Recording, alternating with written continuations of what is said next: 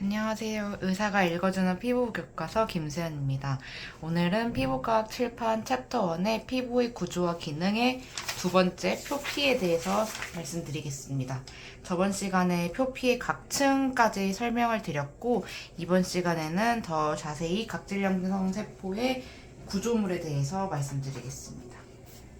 각질 형성 세포가 골격을 유지하기 위해서는 두 가지 중요한 구조물이 필요한데, 첫 번째 미세섬유는 핵막에서 결합체까지 뻗어 세포 골격을 유지하는 기능을 담당하고, 세포가 분화하면서 케라틴 인터미디에 필라멘트와 어소시에이티드 프로틴에 의해 서로 연결되어 형성됩니다. 이런 각질 중간 미세섬유가 정상적으로 형성되지 않으면 에피더멀라이틱 하이퍼케라토시스나 에피더멀라이시스 블로사와 같은 유전성 피부 질환이 발생할 수 있습니다.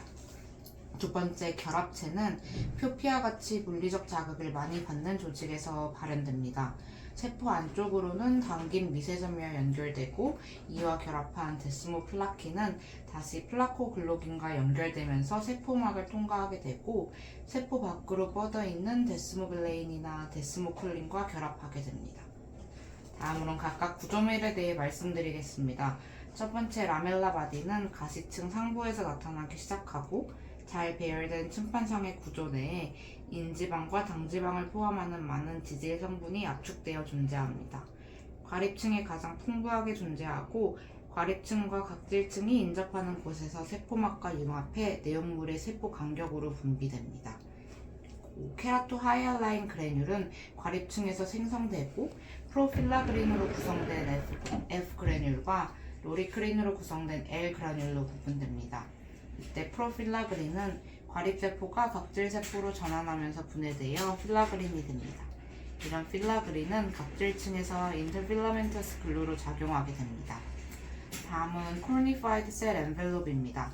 각질층에서는 위로 갈수록 세포막이 점차 사라지고 불용성의 각질세포 껍질로 대체됩니다.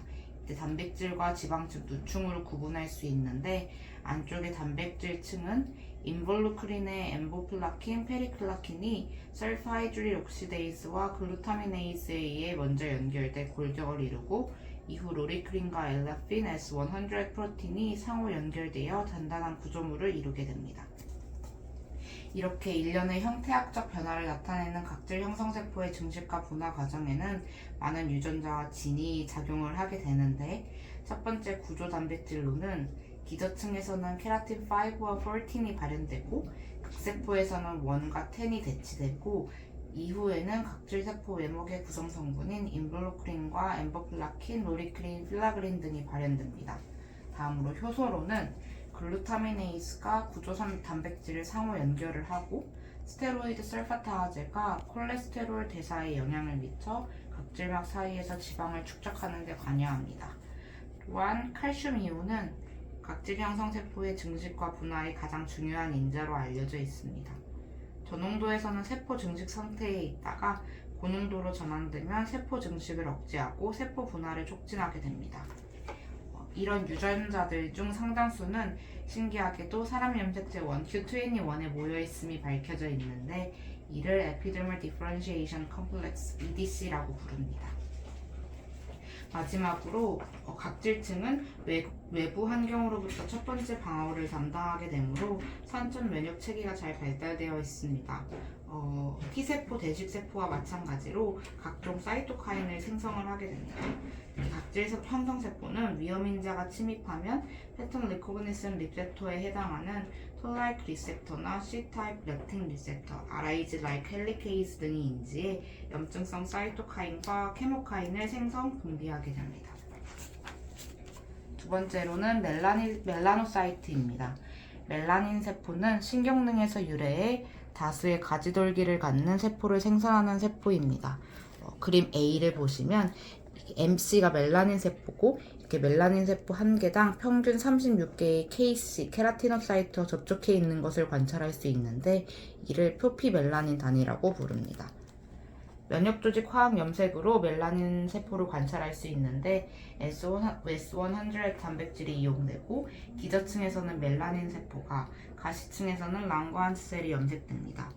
HMB45 염색 단백은 활성화된 멜라닌 세포나 태생기 멜라닌 세포에서는 양성으로 보이고 정상 휴식기의 멜라닌 세포에서는 대부분 음성을 보이게 됩니다.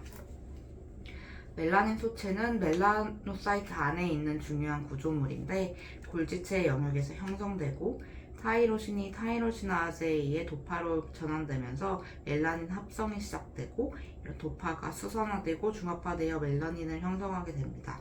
이후에 멜라닌 소체는 멜라닌 세포의 가질돌기 끝으로 옮겨져 각질 형성 세포로 이동하게 되고 이렇게 멜라닌을 주고받게 됩니다.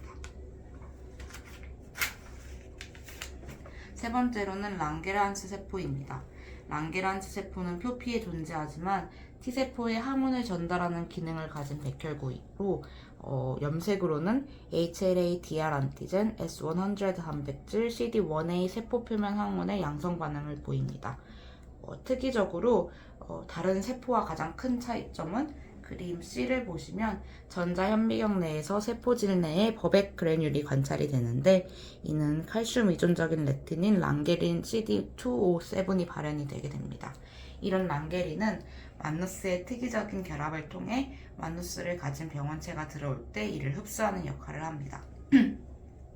랑게란츠 셀은 백혈구로서 표피에 존재하게 되는 그 방법이 중요한데 첫 번째로 이 캐드히린이 각질 형성 세포 주위에 부착되어 있고 또한 TGF-베타1은 랑게란츠 세포의 말기 분할을 촉진하고 피부로부터의 이동을 방지하게 됩니다.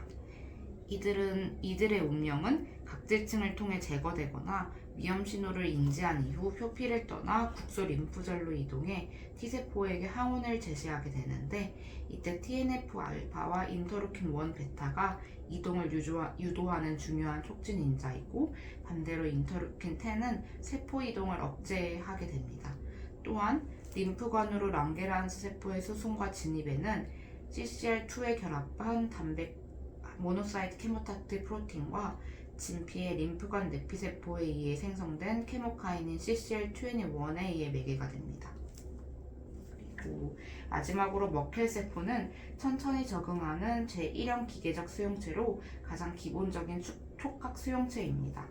구조물로는 첫 번째로는 유로시크레터리 그래뉼이 엑선 터미널과 접촉하는 세포질 쪽에 위치하게 되고 또한 신경세포의 특성을 보이는 뉴런 스페시픽 에놀라아제와 신경 미세 섬유가 존재하고 또한 표피세포의 특성을 보이는 케라틴 8, 18, 19, 20를 발현하기 때문에 이를 특수 상피세포로 간주할 수 있습니다.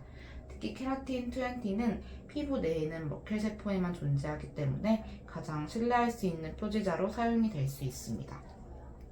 이렇게 표피에 존재하는 여러 가지 셀과 구조물에 대해서 살펴보셨고 다음 시간에는 그 밑에 더모 에피더멀 정션 표피 진피 경계부에 대해 말씀드리겠습니다. 이상입니다.